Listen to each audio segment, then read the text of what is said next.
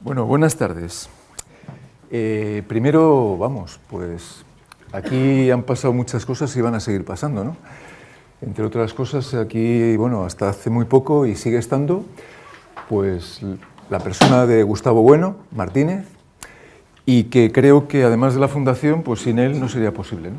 Entonces, pues muchas gracias a él y gloria eterna, ¿no? Y que siga la cosa.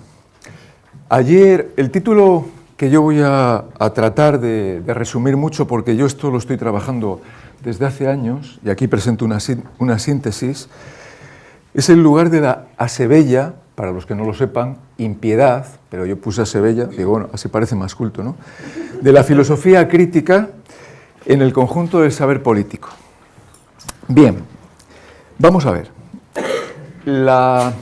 Para que veáis por dónde quiero yo orientarme, y como es imposible desarrollar lo que yo quisiera, como todos los que van a salir aquí, la línea fuerza que yo quisiera aquí presentar, una de ellas, es una frase, una paráfrasis de Condorcet.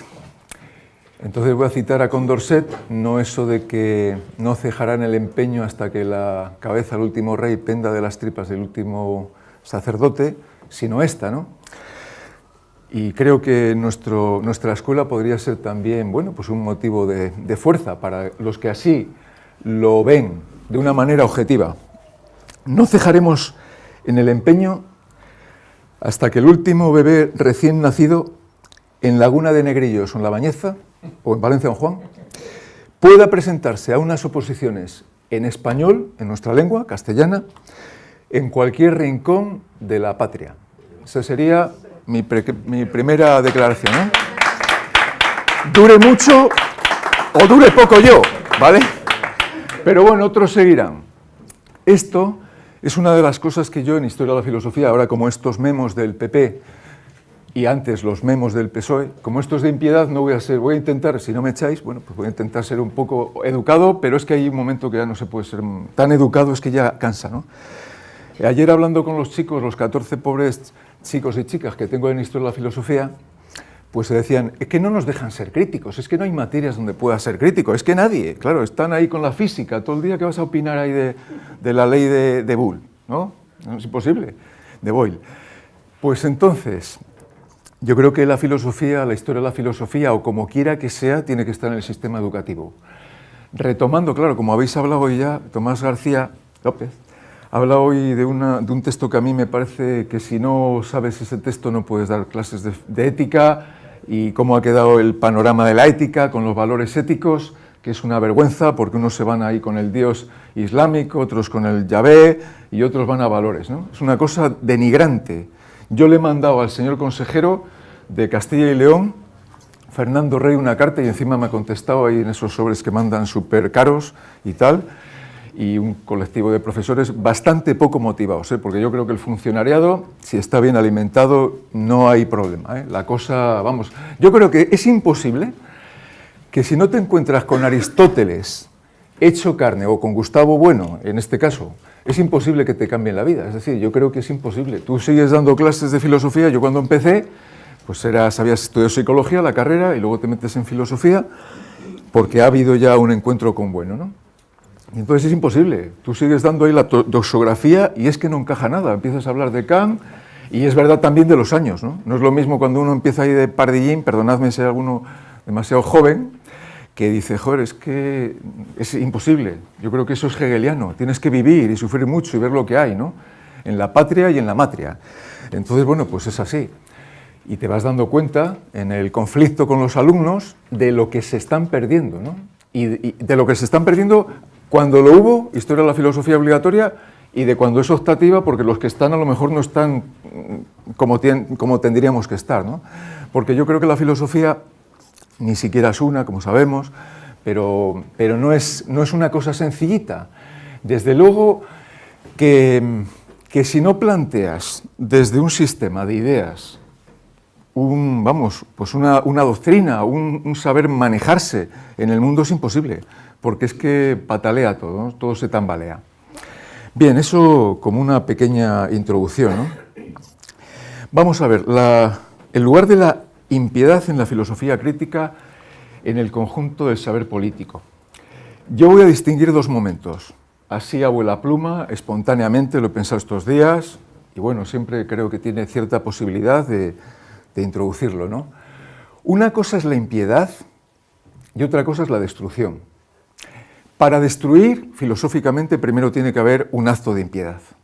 Es decir, primero tiene que haber una conciencia crítica que empieza a decir como Sócrates o Anaxágoras o Aristóteles ciertas cosas en contra de lo establecido. Y una de las conferencias, que aquí voy a citar una frase de Gustavo Bueno, es pues donde yo creo que se puede ver la tarea de la filosofía, no de destruir por destruir, sino de destruir para construir otra cosa, ¿no? En la primera hora, en el minuto 8, voy a leer aquí una frase que, bueno, viendo los vídeos, bueno, la verdad es que una pena que don Gustavo nos haya dejado, pero también es una alegría que tengamos los vídeos de YouTube. Yo siempre, vamos, esto hay que decírselo a México y a todos, que seguro que lo compartiréis, además de la estética, de la diversión intelectual que supone escuchar y aprender de Gustavo Bueno, yo jamás he tenido un deleite como él, es decir, como estando con él, en casa, etc. Lo digo porque muchas veces, pues que si Woody Allen y no sé qué, yo creo que viendo a Gustavo Bueno, ahí tenía yo todo. Vamos, no es que lo haya perdido, porque sigue, y sigue además en los discípulos, cosa que es de agradecer, ¿no? Esta es la cita que voy a resumir, y es la siguiente, ¿no? Dice, estamos envueltos en ideologías completamente erróneas que hay que demoler, y entonces la filosofía no tiene verdades, no tiene un acervo de verdades. Claro, si esto lo dejas pasar, pues no reparas, ¿no? Hay que mirar las ideologías ambiente en las que estamos. Y entonces, bueno, aparte de que hay muchas, esto lleva un trabajo considerable. Lleva un trabajo considerable porque yo, estando en Valladolid, estaba allí en primero de filosofía, en segundo, y tuvimos un congreso de bioética, y apareció un personaje de una talla, vamos, muy conocido en Estados Unidos. En España publicó el yo y el cerebro y el yo, José María Rodríguez Delgado. Y el otro día, leyendo Opus Minor, que en la traducción pone Opus Minor, lo cita Gonzalo Puente Ojea. Y también creo que está en esta sintonía, porque él, como sabéis, con José Manuel, creo que es, Rodríguez Delgado, trabajaba con toros y a distancia podía hacer del toro más bravo, dejarle totalmente planchado, ¿no? Porque lo anulaba, las zonas de agresividad. Eso lo hizo en las plazas de España y aparecen fotos en sus libros, El control físico de la mente, entre otros. Y dice esta frase que también pues es muy interesante, recogida por Puente Ojea. Dice, a los niños chicos, casi recuerda a Platón, ¿no? A los niños chicos se les dan papillas alimenticias sin preguntarles lo que quieren, ya que no tienen conocimiento suficiente ni pueden expresar sus preferencias. De modo parecido se les da una papilla informativa, es decir, el conjunto de enseñanzas sensoriales, de ideologías, de creencias y de respuestas de conductas. A la temprana edad de meses, el cerebro está todavía en formación y la implantación ideológica se realiza sin el conocimiento y sin el consentimiento de los interesados, lo que supone un tremendo determinismo para el pensamiento y para el comportamiento individual. Desde una postura física, biológica, podríamos decir que es un determinismo, pero es cierto que también está la educación. Quien no crea mucho en la libertad lo podemos ver en la ontología procesual en España, ¿no?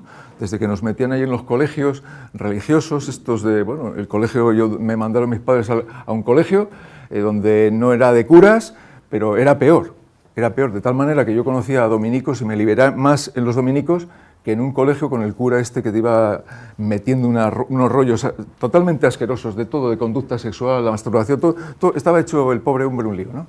Pero bueno, por lo menos nos enseñaba algo de los dogmas y los sacramentos. Vamos a ver, lo que se quiere decir aquí, antes de empezar, porque todavía no he empezado, lo que quiero decir es que esto es como el mito de la caverna. Tú estás recibiendo doctrinas y no las cuestionas. Un poco la normalización de lo que decía Michel Foucault, ¿no? Es que al final converge mucho. Otro día viendo ahí a Pedro Insua y a Tomás García, hay un constructo que a mí me parece muy pertinente, es el de las identidades fenomenológicas, no sintéticas, sino las ciencias, pues bueno, sociales. Hay por varios caminos. Aquí voy a defender también que desde el marxismo y desde el conductismo hay estudios a propósito, se llega a ciertas conexiones, no todas, es imposible, pero bueno, vamos a dejarlo ahí. Bien, decía que había primero un momento, el primer momento casi como hegeliano, aunque es una licencia poética, ¿no? Es el de la impiedad, y luego viene el de la destrucción. Si no hay impiedad, por ejemplo, si los materialistas franceses, coges a Holbach, a Lametrie, a Helvetius, a Condorcet, no hubieran estado ahí sembrando, pero además, a veces a mí me gusta mucho los ilustres los franceses, excepto cuando critican pues, cosas de los españoles, pero bueno, es otra cosa. Si no hubieran estado ahí, yo creo que lo de la Revolución Francesa no hubiera tenido el mismo recorrido. De momento estaban diciendo que sagrado no había nada, estaban pulverizando la idea de Dios de una manera que no es el ateísmo esencial total, que nosotros podemos ya sacar, pero sí estaban en la onda, por lo menos, vamos, desde esa burguesía, con todas las críticas que pueda recibir. Vamos a ver. Bueno, claro, empiezas aquí a hablar. Hablando un poco de la impiedad filosófica, mi estudio que antes os decía que estaba yo haciendo motu proprio, me he topado con libros muy interesantes de psicología crítica. Cuando hemos hecho la carrera de psicología, por ejemplo, pues es todo subjetivismo total. Es todo, bueno, pues estudiar ahí los test, el cerebro, cosas de esas, ¿no? Sin embargo, hay una serie de autores muy interesantes en varias partes de Europa, algunos ya fallecidos, ¿no? Es lo que se llama la psicología crítica. Yo el otro día estuve hablando ahí telefónicamente con Marino Pérez y vamos, comentábamos algo al respecto. Psicología crítica que viene a pulverizar la disciplina burguesa de las facultades en España, porque es una reivindicación de lo social, de lo común, y un tal Jan Parker, que hace un libro, Psicología crítica contra la disciplina, contra el aburguesamiento, Holtkampf, un alemán muy interesante, Carlos Pérez Soto, un profesor de física chileno que tenéis vídeos en YouTube y libros sobre Hegel, Marx, y que explica muy, vamos, pormenorizadamente a estas dos personas, a Hegel y a Marx, y otros, ¿no? Entonces, la psicología crítica es un poco, en esta disciplina concreta, pues un ejemplo de que no solo hay que hacer crítica desde la filosofía, sino de las ciencias sociales. Las ciencias sociales, bueno, son demasiado artificiosas y habría que repasarlas bastante. Vamos a ver. Parece ser, por una parte, que la filosofía es simplemente clasificar o cribar, pero también, recogiendo un poco el testigo de los filósofos que nos han precedido, también está la tarea de pulverizar, destrozar. Esto es lo que yo voy a hacer muy modestamente, de una forma apagógica, porque no creo que lo pueda conseguir, además, pues no lo puedo conseguir, pero sí desde luego sembrar en ciertos alumnos que cuando tú hablas dices, no creo que esté diciendo cosas muy raras, sobre todo si se razona, ¿no? Desde la lógica y desde la institución de la razón, aunque también tiene su mito. Vamos a ver, presento así sintéticamente por dónde voy. Este es el cuerpo del trabajo, ¿no? Igual que vamos a presentar 8 cartas boca arriba, vamos a decir 8 cartas boca arriba, por donde yo quisiera pues, llevar este pequeño estudio. La primera, sí me gustaría que aunque diga muchas cosas, por lo menos quedaran alguna clara. La primera carta boca arriba es esta. Vamos a ver, ¿eh? Es la leyenda negra, ya pasada, y la historia oscura, yo le llamo así, efectiva en la actualidad. Leyenda negra, Stanley Payne, próximamente Pedro Insua en las librerías, 1492 contra los fantasmas, Iván Vélez, Hernán Cortés, el mito, la leyenda negra, etcétera, ¿no? Por un lado, la crítica a toda la leyenda negra que nos vienen de otros imperios, ¿no? Los ilustrados, Voltaire, Montaigne, que es desde el Renacimiento. por una parte. Pero, ojo, que estamos en el presente, y yo creo que los filósofos deben también atacar el presente, sin contemplaciones.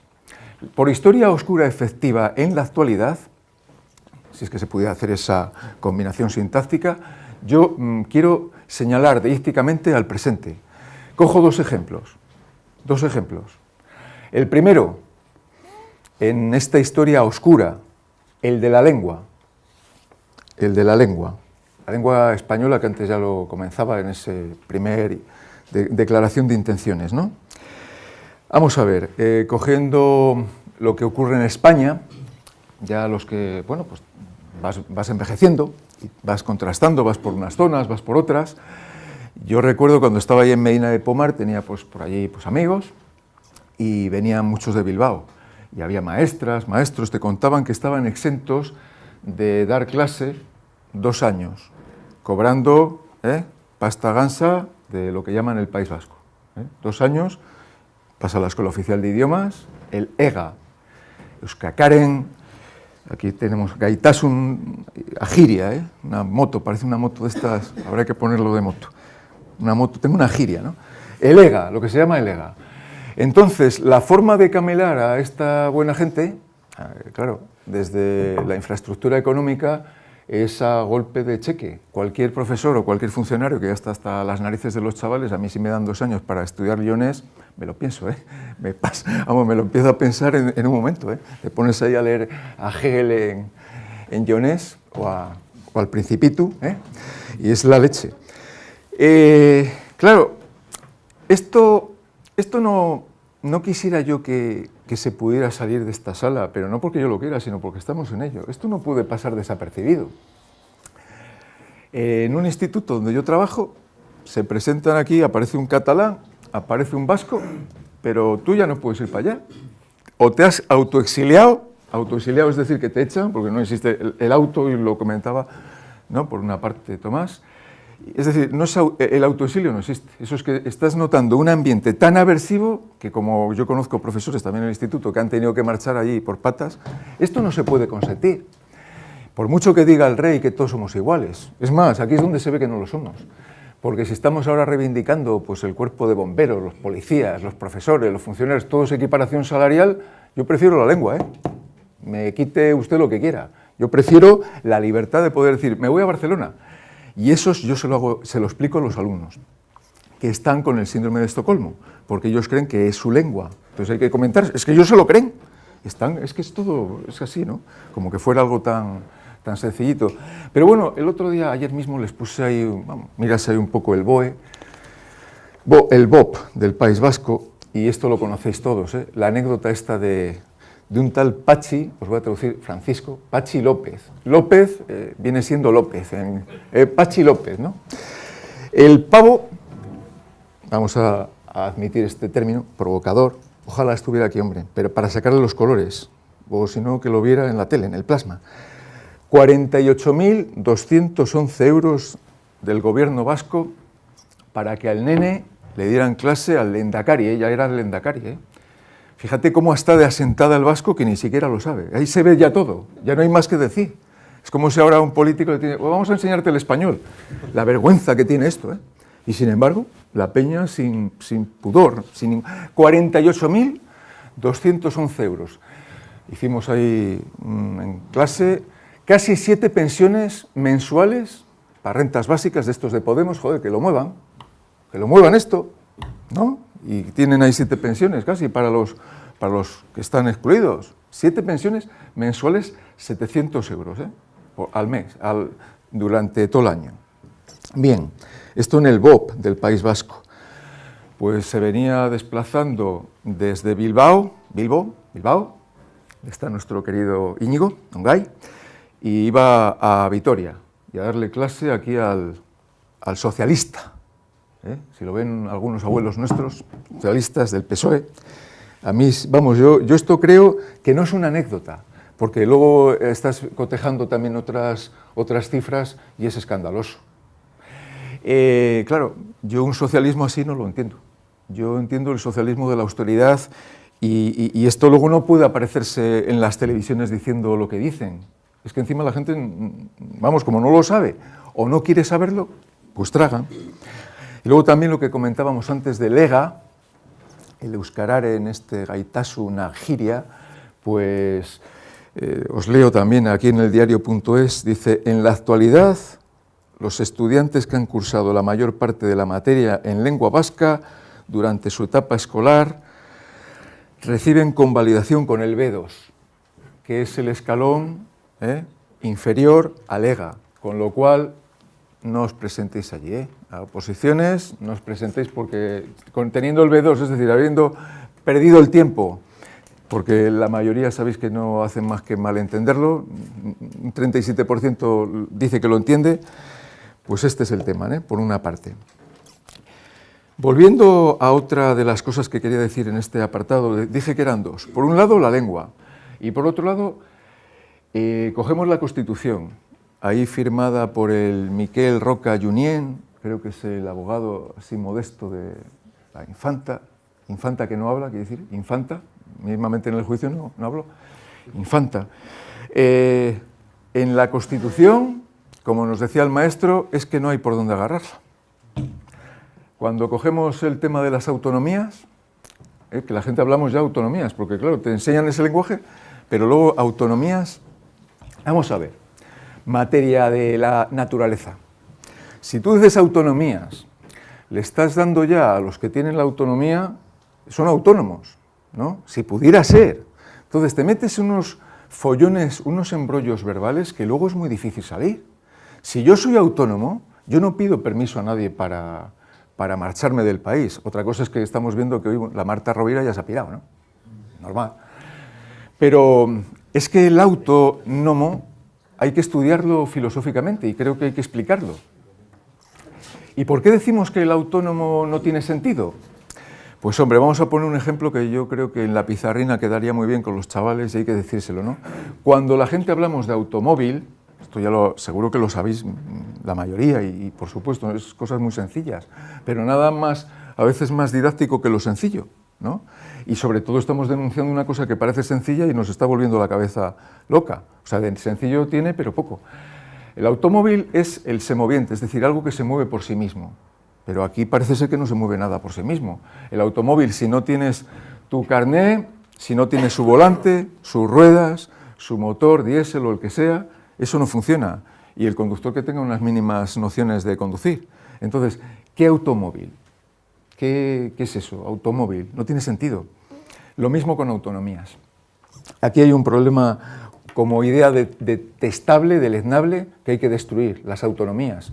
Ya no digo físicamente las instituciones, sino las autonomías. Por lo menos hay que cambiar algo, porque es que si no, no se entiende.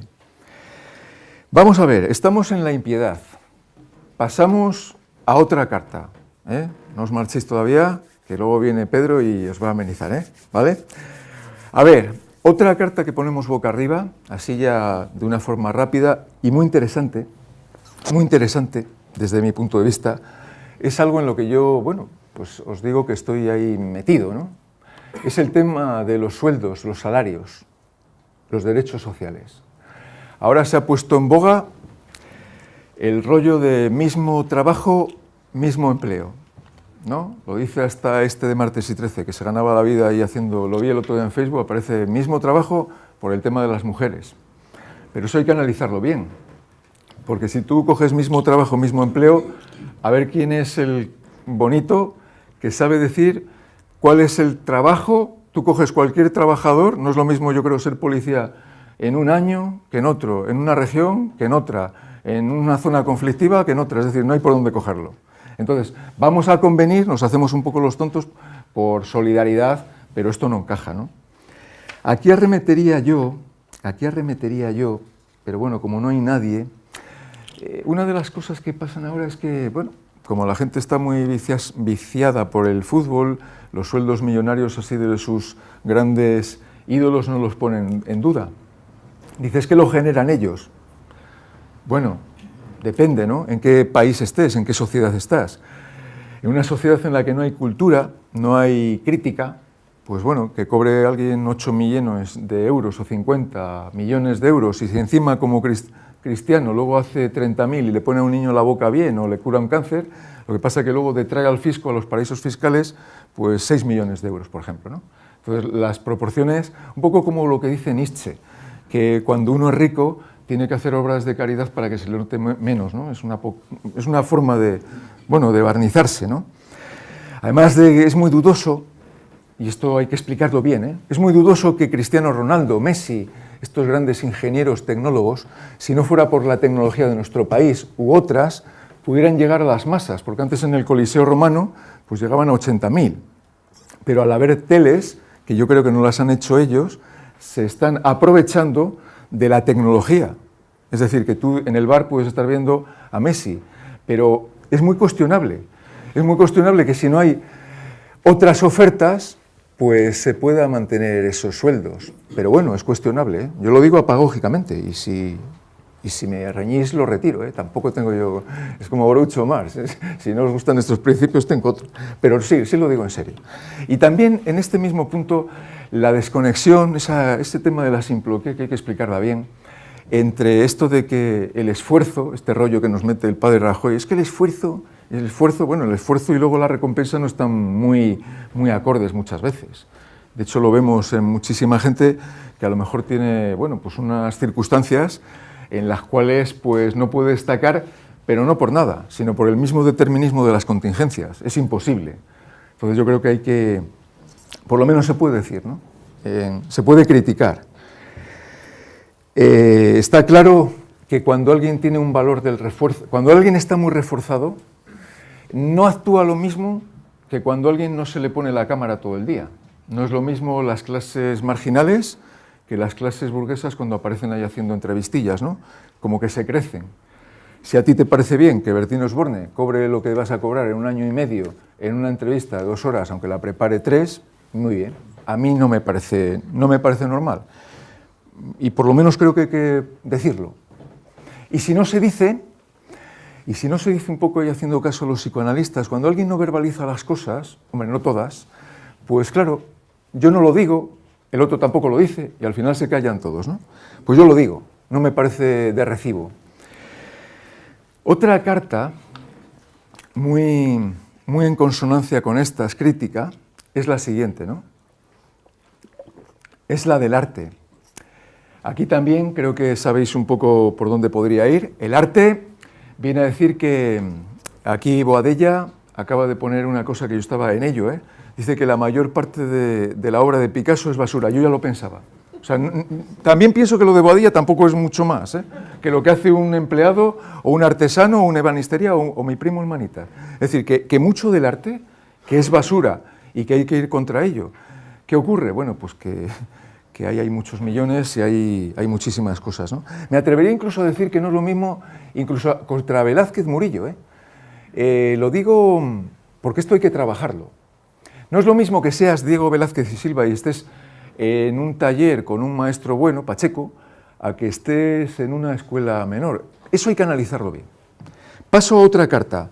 Intelectuales, contra los intelectuales. Vamos a ver. Si sale por ahí el Punset y la hija, si sale por ahí el Vargas Llosa, el Julio Llamazares, que luego no es que escriban solo pues la lluvia amarilla, es que luego escriben en el periódico y se les escucha y se les lee, ¿eh? Y dicen cosas como que tienen que hacer referéndum, eso en un artículo de Julio Llamazares. Pues a lo mejor hay que ser un poco, digamos, impío contra los intelectuales. No te digo nada, los Migueles Bosé, las Imanoles Arias, en Cuéntame, en la televisión pública, que yo me gustaría saber por qué los funcionarios públicos reciben lo que reciben, y me parece aceptable, y sin embargo los de la televisión pública quedan indemnes. Es decir, ese dinero, ¿de dónde sale? Tu saber y ganar, Jordi Hurtado, que luego me veis vendiendo neumáticos, me gustaría saberlo, la cantidad, porque no, os voy a asegurar, cobra bastante más que muchos catedráticos y encima con bastante publicación. Y yo creo que una de las cosas que tiene saber y ganar es que viene muy bien para dormir y puede ser interesante, pero que ahí no se habla ni de la ley Don en la televisión pública española, no se habla ni de la monarquía, constitucional, no se hacen debates como en La Sexta, que es curioso que en La Sexta, en las privadas, se hagan críticas y salgan de ahí elegidos los candidatos, como el señor Pablo Iglesias, y sin embargo en la televisión pública es totalmente ajena y vete tú a saber los intereses, que yo creo que los podemos saber bastante bien. Es decir, el mamoneo que hay en la televisión pública y en las privadas, porque si fueran privadas se meterían en su reducto, pero es que de las privadas salen luego políticos, públicos. No sé si vemos la paradoja de todo esto. Por ir acabando, pues todos estos programas de cultura, etcétera, ¿no? Ir un poco contra ellos, aunque también sean bienvenidos, ¿no? Creo que están fomentando desde las televisiones el infantilismo. Ahí faltan debates serios, salen siempre los mismos, el Margüenda y todos estos, dicen, no me dejas tiempo a hablar, es que otros ni siquiera les escucha, hombre, deja un poco que hablen también los vecinos ahí de Batalla de Clavijo, de un barrio, hombre. Y ya para ir acabando, bueno, es que hay varias ideas, voy a decir la de ser español, esa es otra carta, el término ser español es muy lisológico, ¿no? Dice, yo es que soy español siempre, sí. FJL, Federico Jiménez Los Santos, decía que dejó de ser marxista, eso lo hemos comentado en algún grupo de WhatsApp, por ser español, pero chico, ¿qué me estás contando? ¿Qué pasa? Que si un etarra también es español y es etarra, te quiero decir que es que son cosas de marear la perdiz. Es decir, que no veo incompatibilidad entre mantener una postura marxista, no en todo, ni siquiera Marx, yo no soy pa marxista, decía él, a Paul Lafargue. Entonces, ¿qué vienes aquí diciendo a marear la perdiz? Y luego también el término ser español es muy lisológico. Es decir, que ¿eso qué es ser español? Pues ser español es una cosa que lleva una crítica, no tienes que saber toda la historia de España, pero desde luego que habría que pensar si ser español merece la pena. Porque claro, uno en el momento que ve que algunos de España juegan con cartas marcadas, a lo mejor llega un momento, lo digo también apagógicamente, que dices, bueno, pues España, pues a lo mejor tampoco me interesa a mí, ¿no? Llega un momento, ¿no?, que los sujetos pues pueden llegar a decir que sea español otro, porque no redunda en el beneficio común, y entonces esto hay que espabilar. Se me ha olvidado simplemente una frase de Marx que viene en el libro de Alberto Hidalgo, en Historia de la Filosofía, que a mí siempre me ha marcado y es también pues una de las frases que le da mucho cuerpo a esto. Y la voy a leer, de verdad, perdonadme.